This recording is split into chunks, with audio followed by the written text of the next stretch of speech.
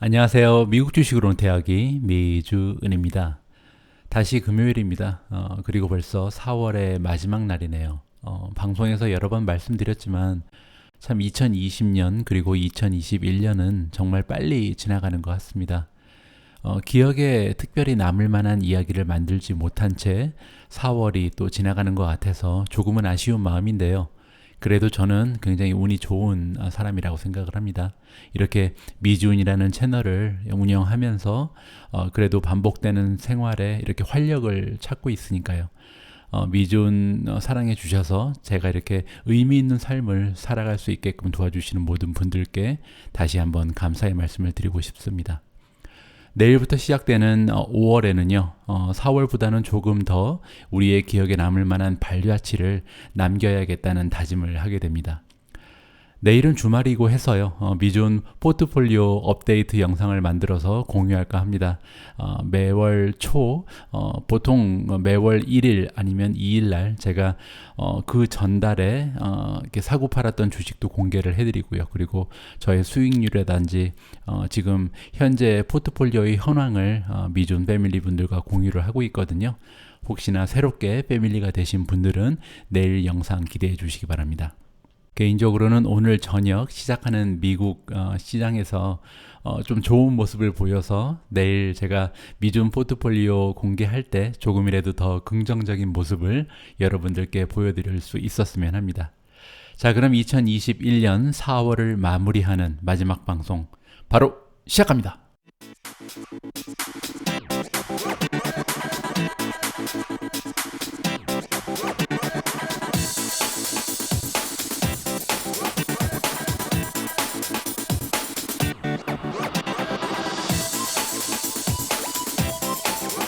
자, 오늘 첫 번째 기사는요, 나스닥에 대한 내용입니다. 어제 그 미국 주식 시장을 좀 지켜보셨던 분들은요, 느끼셨을 텐데, 나스닥이 조금 올라가다가 갑자기 급락을 했거든요. 물론 이제, 플러스로 마무리를 하긴 했는데, S&P 500이나 다우 지수에 비하면 조금 부진한 모습을 보였습니다. 그래서 이번 기사를 함께 읽어보고 싶은데요. The stock market is rising. Here are three reasons the Nasdaq can't keep up. 주식시장이 계속 올라가고 있다. 그런데 나스닥은 따라오지 못하는데 그 이유가 세 가지 정도가 있다. 이러한 제목의 기사입니다. 과연 어떠한 이유 때문에 S&P 500 그리고 다우 지수에 비해서 나스닥이 상대적으로 이렇게 처지는 모습을 보이고 있는지 세 가지 이유를 짚어보도록 하겠습니다. 첫 번째 이유는요, 본드 일즈입니다. 채권 금리라고 우리가 부르는 것이죠. 채권 금리가 어제 좀 올라갔거든요. On Thursday, 어제 그 목요일 날 10년 국채 금리가 1.68까지 올라갔었습니다. 그러한 영향으로 이제 그 성장주를 비롯한 기술주들이 좀 하락을 하는 모습을 갑자기 보이게 된 거고요. 결국은 이제 1.62까지 떨어지긴 했는데 갑작스럽게 이렇게 금리가 올라가면서 상대적으로 금리 변동에 취약한 성장주를 비롯한 기술주들이 하락하는 모습을 보였다. 이렇게 우리가 생각을 해볼 수가 있고요. GDP 성장률이 발표가 됐죠. 그 1분기 예상치가 지금 6.4가 나왔습니다. 마켓에서는 6.5를 예상하고 있었는데 6.4도 사실 나쁜 수치가 아니죠. 그만큼 미국의 경제가 회복하는 모습을 보이면서 인플레이션에 대한 어떻게 보면 두려움도 좀 시장을 지배하는 것 같고요. 그렇게 되면서 인플레이션이 생긴다는 그 생각이 깊어지면 깊어질수록 채권의 금리는 올라갈 가능성도 있죠. 이러한 영향 때문에 나스닥이 조금은 부진한 모습을 보인다. 두 번째는 이제 어제 나스닥이 떨어진 이유는 그로스 스톡 때문이다. 그러니까 성장주들이 굉장히 급격한 하락하는 모습을 어저께 보여줬습니다. 이 부분은요, 첫 번째 말씀드렸던 금리랑도 연동이 되어 있는데요. 금리가 만약에 올라가게 되면 그 미래 가치가 좀 무겁게 매겨져 있는 성장주들이 부진한 모습을 보일 수밖에 없는 그런 구조로 되어 있습니다. 그러한 이유가 어제 나스닥이 갑자기 이제 중반부터 떨어지는 모습을 보이는 결정적인 계기가 됐고요. 세 번째는 애플입니다. 애플이 실적 발표를 한 다음에 뭐 3% 이상 올라갔었거든요. 그러다가 갑자기 또 급락하는 모습을 보였습니다. 애플의 실적은 개인적으로 굉장히 좋았다고 생각하는데 애플의 주가가 오르거나 떨어지는 것이요 그 나스닥 전체적인 지수에 영향을 굉장히 많이 끼칩니다. 그만큼 시가총액이 굉장히 크기 때문에 애플이나 그 아마존, 구글, 페이스북 이런 주식들이 올라가게 되면 나스닥이 전반적으로 올라갈 수 있는 기회가 되고요. 만약에 애플 같은 주식이 떨어지게 되면 상대적으로 나스닥은 좀 부진한 실적을 보여주게 되거든요. 어저께 이렇게 세 가지의 이유 때문에 나스닥이 조금은 좋지 않은 모습을 시장 중반부터 보여줬다. 이렇게 이해를 하시면 될 것 같습니다.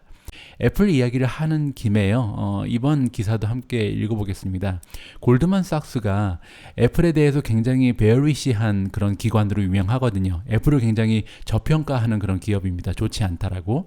그런데 이제 골드만삭스가 어저께 우리의 의견이 틀렸었다라고 인정을 했다고 합니다. 어떠한 내용인지 한번 읽어보겠습니다. 애플이 지난 두 분기에서 굉장히 강한 퍼포먼스를 보여주면서 골드만삭스가 그들이 가지고 있던 부정적인 의견을 지금 좀 철회한다라는 그런 내용인데요. 정확하게 뭐라고 얘기하는지 한번 읽어보겠습니다. 우리의 그 오리지널 뷰, 원래 갖고 있었던 그 견해가 잘못됐다. 클리어리 롱이니까 잘못됐다고 얘기하거든요. 왜냐면은 이제 처음에 그 골드만삭스가 가지고 있었던 그 논리는 뭐였냐면 아이폰이 굉장히 안 좋아질 것이다. 아이폰 판매가 코비드의 영향으로 인해서 많은 타격을 받을 것이라고 예상을 했나 봅니다. 그런데 이제 여기서 얘기하는 거는요.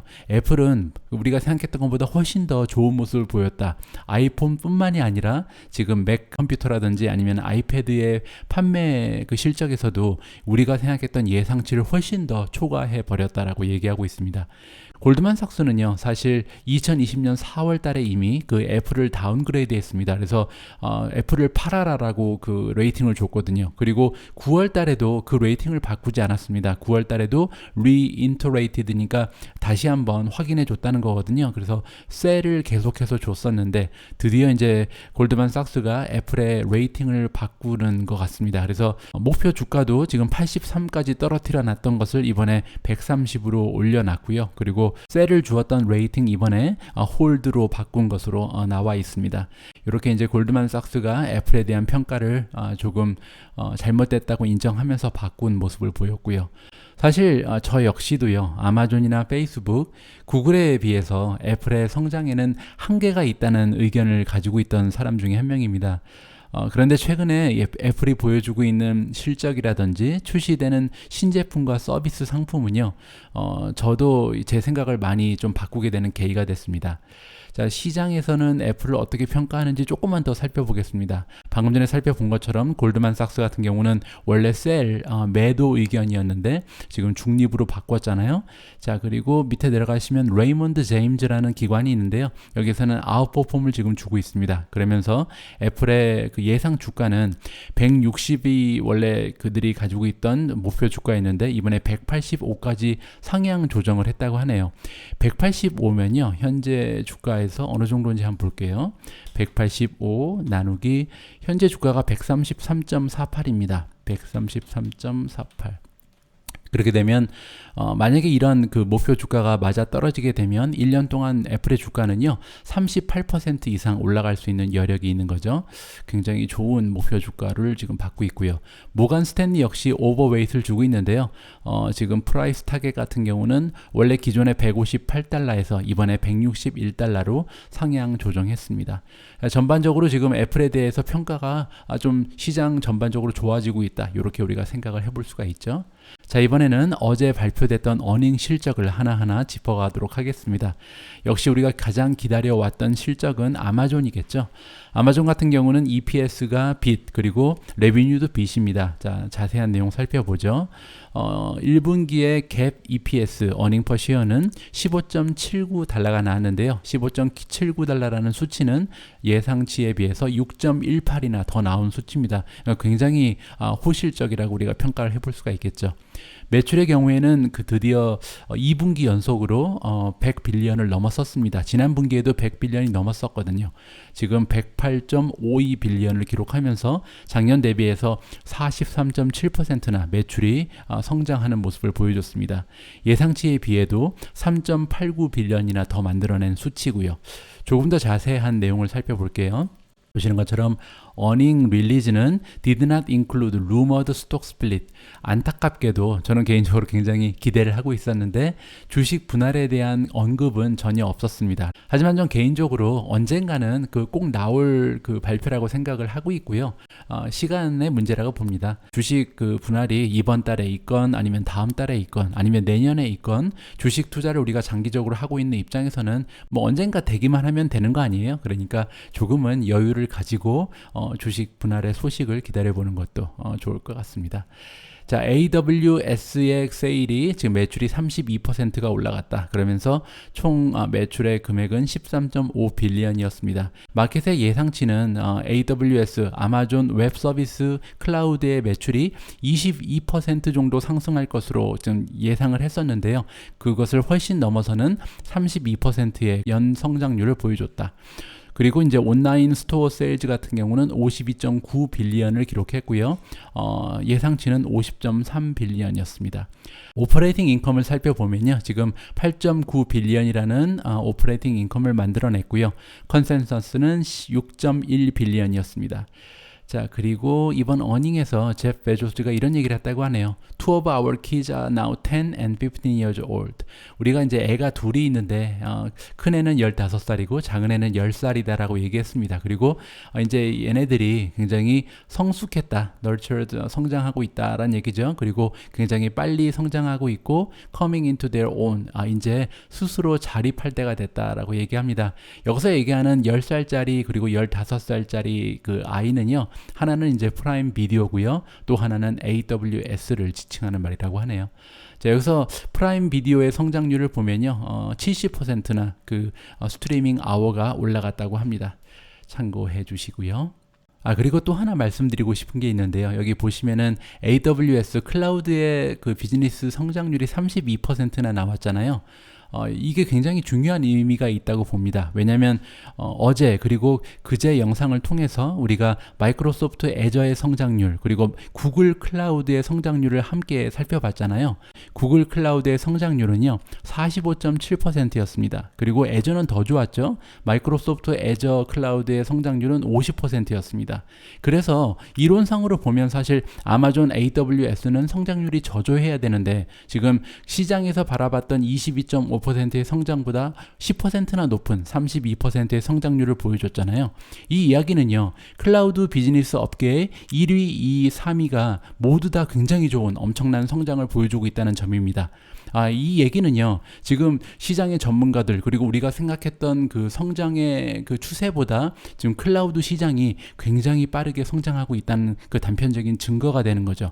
현재 1위를 하건 2위를 하건 3위를 하건 무조건 성장률이 좋잖아요. 그 얘기는 지금 클라우드가 굉장히 좋구나. 앞으로 클라우드 시장이 우리가 생각했던 것보다 훨씬 더 커질 수 있다는 하나의 증거가 될 것 같습니다.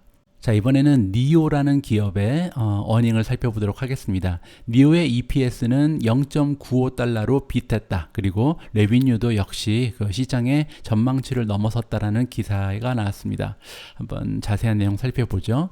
1분기의 논갭 EPS는 마이너스 0.04였습니다. 마이너스 0.04라는 것은 이제 거의 흑자로 갈까 말까 하는 그런 변곡점에 서 있는 거죠. 그리고 이제 이 수치는요, 시장에서 기대했던 것보다 거의 이제 1달러 가까이 좋은 수치라고 하네요. 따라서 EPS는 굉장히 좋았습니다. 하지만 반면에 갭 EPS는 마이너스 0.48이 나와서 0.33달러의 차이로 미스를 했다고 합니다. 이 이야기는 뭐냐면요. 지금 공식적으로 발표되는 EPS는 사실 전망치를 밑돌았는데요.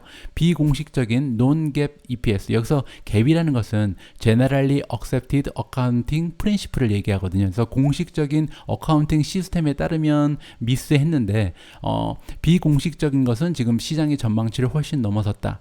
이렇게 비공식적인 EPS가 시장의 전망치를 훨씬 넘어섰다는 얘기는 뭐냐면요. 그만큼 니오에서 사용한 일회성 비용이 1분기에 굉장히 컸다라고 우리가 얘기를 해볼 수가 있습니다. 그러니까 그 지속적으로 나가는 반복적인 그 비용 말고요. 이번 분기에 특별히 사용했던 비용이 굉장히 컸기 때문에 그 비용을 제외하고 나면 논갭 EPS는 굉장히 높게끔 나와지는 거죠. 자, 다음 분기에 그러면 어떤 모습을 보일지 굉장히 기대가 되고요.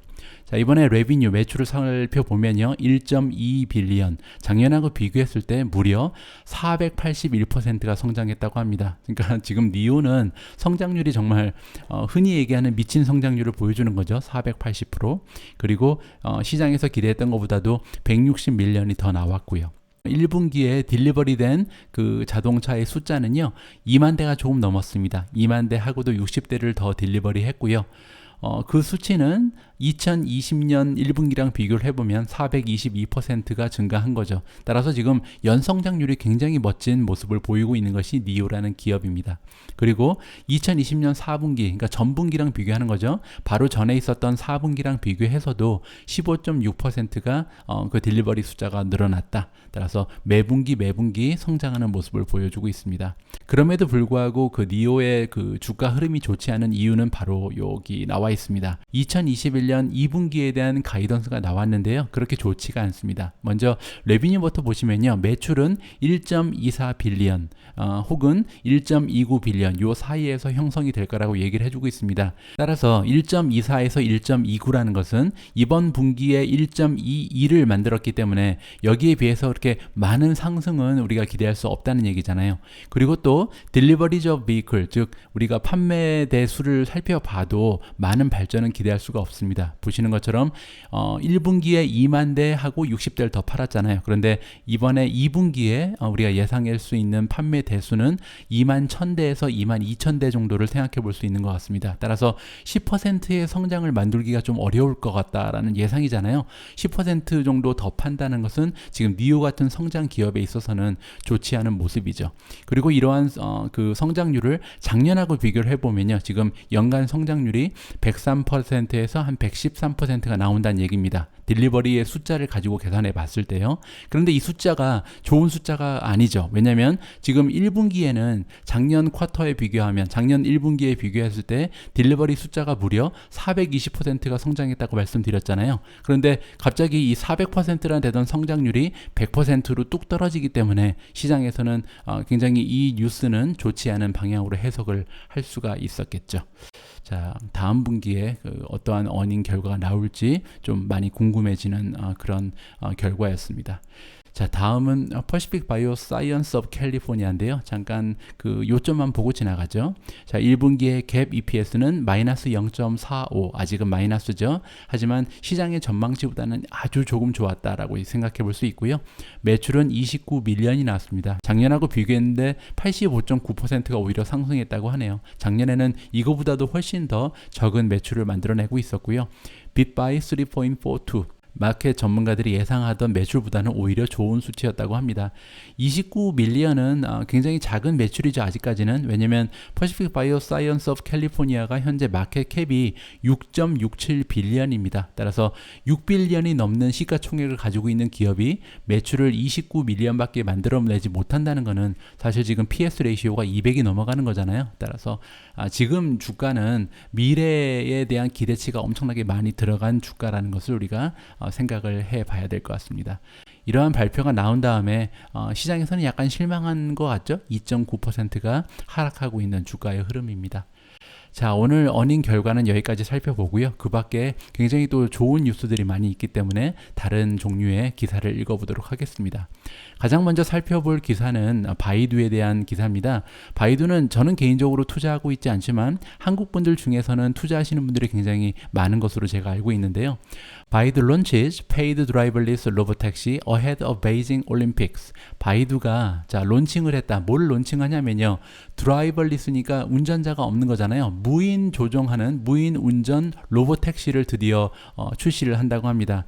베이징 올림픽이 내년에 잡혀 있잖아요. 여기서 얘기하는 베이징 올림픽이라는 것은 동계 올림픽이겠죠. 그러니까 동계 올림픽을 앞두고 있는 중국의 바이두가 이번에 로보택시를 출시한다. 그리고 굉장히 빨리 시작하네요. 메이 세컨드니까 내일 모레죠. 지금 이틀 후에 드디어 로보택시가 출시가 되는 것 같습니다. 이번에 출시되는 로보택시의 이름은요, 더 아폴로 고 로보택시 서비스라고 부르고요. 차이나 중국에서 나타나는 첫 번째 무인 로보택시다라고 이야기를 해주고 있습니다. 뭐 굉장히 많은 지역에서, 복잡한 지역에서 운영을 할 수는 없겠죠. 아직은 보시면은 쇼캉팍이라고 나와 있는데요. 쇼캉팍은 그 베이징 동계 올림픽이 개최되는 그 지역을 얘기하거든요. 그 베뉴를 얘기합니다. 그래서 그 지역에서만 이번에 로보택시가 운영이 시작되는 것 같고요. 내일 모레부터 올림픽 기간 동안 이 로보택시가 경기에 임하는 그 선수들 그리고 스태프들을 운송할 것이다 라고 얘기하고 있습니다. 소비자들은 아폴로 고 앱을 통해서 택시를 부를 수 있다고 하네요. 자, 여기는 제가 한번 어떻게 생긴 택시인가 살펴봤는데요. 보시는 것처럼 디자인이 굉장히 예쁘네요. 그 아마존에서 나온 그 무인 자동차랑 굉장히 비슷하게 생겼죠. 뭐 앞으로 이러한 디자인의 무인 택시가 많이 보급이 될 것으로 생각이 되고요. 바이두에 투자하고 계신 분들께는 굉장히 반가운 소식이라고 생각이 됩니다. 자, 다음에는 우버에 관한 소식입니다. 우버랑 리프트에 관한 뉴스인데요. Uber and Lyft drop after US labor had supports classifying gig workers as employees. 우버와 리프트의 주가가 떨어졌다. 근데 언제 떨어졌냐면요. US 레이버 헤드니까 노동부의 수장이, 노동부 장관을 얘기하겠죠. 지원을 한다. 뭘 지원하냐면요. gig workers라는 것은 우리가 흔히 얘기하는 뭐 프리랜서 같은 사람을 얘기하죠. 이렇게 그 정규직 말고요. 가끔씩 일하는 gig workers를 그 인플로이로 만들어야 된다라는 그런 발언을 한 이후에 우버 그리고 리프트의 주가가 하락했다라는 기사가 나왔습니다. 실제로 우버 같은 경우는 지금 6%가 떨어져 있는 상황이네요. 그죠? 자, 어떤 내용인지 한번 볼게요. 밑으로 내려가서 보시면요. 미국의 레이버 세크레터리는 노동부 장관을 얘기합니다.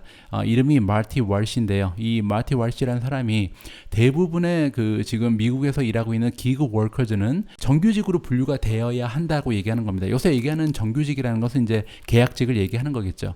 그리고 이제 이런 계약직으로 일을 하면서 어소시에이티드 베네핏이니까 혜택을 받아야 된다. 복지 혜택을 누려야 한다고 노동부 장관이 주장을 했다고 합니다. 어떤 경우에는 그런 대우를 받고 있다라고 얘기를 합니다. 하지만 또 어떤 경우에는 그렇지 않다. 그러니까 이렇게 프리랜서 워커즈가 굉장히 많잖아요. 근데 이 프리랜서들이 어떠한 직장에 다니냐에 따라서 대우가 상당히 차별이 있다는 거죠. 그래서 이제 노동부 장관이 얘기하는 것은요. 미국 전역으로 좀 컨시스턴트 해야 된다, 같아야 된다는 얘기입니다. 그래서 이러한 표준을 좀 만들어야 되겠다라는 발언을 한 것 같고요. 자, 그래서 덧붙이면서 이런 얘기를 합니다. 자기 자신이 직접 그 기업들하고 대화를 나눠야겠다고 얘기합니다. 이 기업들은 이제 그 gig workers를 많이 고용하는 그런 기업들을 얘기하죠. 우리가 이제 얘기하는 우버라든지 리프트 뭐 이런 회사들을 얘기하겠죠. 이런 기업들과 자신이 이제 직접 대화를 나누겠다 그러고요. 그 주제는 물론 이제 페이를 좀 그 컨시스턴트하게 일정 부분의 페이가 계속 나갈 수 있도록 그 협상을 해야 된다. 그리고 시크타임이라든지 헬스케어 정도의 그 혜택은 누릴 수 있게끔 자신이 이제 도와주겠다 하는 발언을 한 것 같습니다. 그러면서 이제 주가가 떨어진 기업들이 여러 개가 있는데요. 예를 들어서 라이드쉐어 같은 경우는 이제 차량 공유 기업을 얘기하죠. 차량 공유 대표적인 기업이 이제 우버랑 리프트가 있는데요. 두 기업 모두 주가가 많이 떨어졌습니다. 리프트는 지금 11.4%가 떨어졌네요. 그리고 이제 다른 기업도 좀 떨어진 기업들이 있는데요. 예를 들어서 파이버라든지 도어대시 뭐 이런 기업들이 지금 주가가 덩달아서 떨어지고 있습니다. 자, 제가 이번 기사를 읽으면서 느꼈던 점을 조금 공유를 드리면요. 기경제 노동자를 보호한다는 취지인 것 같습니다. 그런데 제 생각에는 장단점이 좀 있을 것 같아요. 왜냐하면 권리가 늘어나면 책임도 늘어나기 마련입니다. 물론 이제 정규직이나 계약직 직장을 구하지 못해서 할 수 없이 이제 프리랜서를 하시는 분들은 예외적이죠. 그런 분들은 이제 이렇게 혜택을 받고 의료보험이 커버가 되고 하면 굉장히 좋은 소식이죠. 하지만 그런 사람들이 아니고요. 프리랜서가 좋아서 하시는 분들은 사실 어디에 얽매이기 싫고 그다음에 자기가 원할 때만 일을 하고 싶고 내가 원하는 곳에서 원하는 시간에 일을 하고 싶은 진정한 긱 워커즈한테는 이렇게 반가운 소식은 아닌 것 같습니다. 왜냐하면 어딘가에 이렇게 얽매이게 되는 그런 느낌이 발생할 수 있잖아요. 제가 방금 전에 말씀드린 것처럼 권리가 늘어나면 책임도 늘어날 수밖에 없으니까요. 그리고 이제 기업 입장에서도 의료보험 등의 이제 베네핏을 제공을 해야 되잖아요. 그런데 이게 엄청나게 큰 부담이 될 수가 있습니다. 한국이야 이제 의료보험이 전 세계에서 최고의 수준이잖아요. 그래서 굉장히 의료보험의 그 비용이 저렴하고요. 많은 부담이 되지 않을 수도 있지만 미국 등의 그 서양 국가에서는요, 의료보험 등의 베네핏을 제공한다는 것이 엄청난 비용을 만들어냅니다. 예를 들어서 저 역시도 지금 인도네시아에서 직장 생활을 하잖아요. 그런데 우리 가족이 지금 가지고 있는 의료보험이 있을 거 아니에요. 이 의료보험비를 제가 다니는 호텔에서 이제 직장에서 커버를 해주는데, 지금 직장에서 우리 가족 4인 가족을 위해서 사용하는 보험료가요 1년에 2천만 원이 넘습니다. 한국 돈으로. 그러니까 이렇게 가족 하나를 커버하는데도 2천만 원이 넘어가는 비용이 발생할 수 있는 게 베네핏이거든요. 그래서 이러한 부분은 기업한테 상당한 부담을 줄 수 있고, 이렇게 부담이 생기게 되면 다른 방법을 통해서 또 비용을 절감할 수밖에 없는 것이 기업의 현실이기 때문에 이 부분은 약간의 논란의 여지가 있다라고 개인적으로 생각을 합니다. 자, 다음 뉴스로 넘어가 보겠습니다. 코인베이스에 대한 기사입니다. 코인베이스 as PayPal as payment option for cryptocurrency purchases. 코인베이스가 페이팔을 애드했다, 추가했다는 거죠. 자, 이제 이 뉴스는 뭐냐면요, 코인베이스에서 우리가 가상화폐를 사고 팔 때 드디어 이제 페이팔을 사용할 수 있다는 겁니다. 페이팔에 연결되어 있는 데비카드라든지 뱅크 어카운트를 이용을 해서 코인베이스에서 매도 매수를 할 수 있다는 소식입니다. 여기는 한계가 좀 있긴 한데요, 페이팔 어카운트를 가지고 크립토를 사고 팔 때 그 한계가 25,000달러까지만 매수를 할 수 있다라고 얘기가 나와 있습니다. 그런데 이제 한 가지 안 좋은 점은요, 만약에 페이팔을 가지고 트랜잭션을 하게 되면, 거래를 하게 되면 코인데스크에 이제 수수료를 좀 추가로 내야 됩니다. 지금 현재 뱅크 바이피, 그러니까 예를 들어서 내가 가지고 있는 은행의 구자를 가지고 만약에 송금을 하거나 하면 수수료가 1.49%밖에 되지 않는데요. 그런데 만약에 페이팔을 이용해서 거래를 하게 되면 그 수수료가 3.99달러까지 올라갈 수 있다는 거죠. 따라서 이러한 부분은 조금 이제 페이팔을 이용하기에는 부담이 되는 부분이다 생각해 볼 수가 있고요. 그리고 페이팔 페이먼트 옵션은 지금 현재는 미국에서만 가능한데요, 인커밍 먼스니까 앞으로 몇 달 안에 전 세계적으로 확대시킬 것이다라는 그런 발표가 있었습니다. 코인베이스에 투자하시는 분들 참고해 주시고요. 자, 다음은 차지포인트에 대한 좋은 뉴스가 있어서 공유합니다.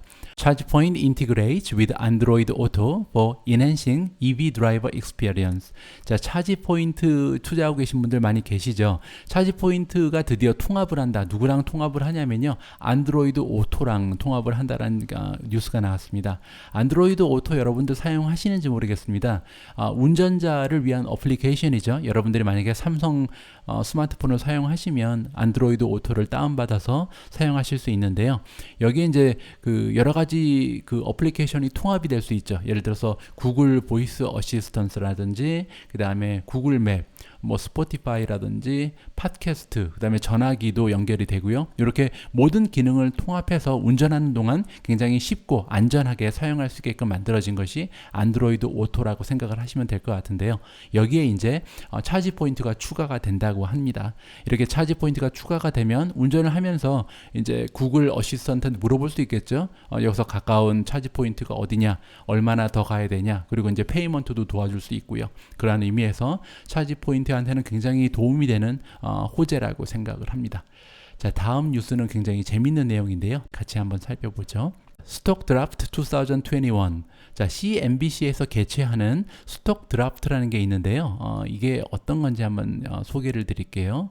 CNBC 스톡 드라프트는 애뉴얼 스톡 픽업 컴피티션이다. 그러니까 매년 개최되는 누가 스톡을 잘 고르나, 이러한 경쟁하는 쇼 프로그램이라고 합니다. 그래서 매년 개최가 되나 봐요. 올해도 이제 어제 이 프로그램이 개최가 된 것 같습니다. 그래서 여기에 이제 초대되는 사람들은요, 마켓 프로페셔널이니까 전문가도 초대가 되고요. 그리고 반면에 이제 셀리브리티라고 부르는 사람들이죠. 연예인들, 그리고 유명한 운동선수까지 참여를 해서 그들이 이제 한 명당 2개의 주식을, 2개의 종목을 선택을 하게 된다고 된다고 합니다. 그리고 나서 4월 29일 어제 날짜부터 내년 2월 11일까지, 그러니까 한 1년이 조금 되지 못하죠. 한 10개월 정도 동안 컴피티션을 하는 거예요. 누가 선택한 종목이 가장 성장률이 좋았는지를 해가지고 내년 2월 달에 그 결과를 가지고 이제 뭐 수상을 한다거나 하겠죠. 그래서 다시 한번 쇼가 펼쳐지겠죠.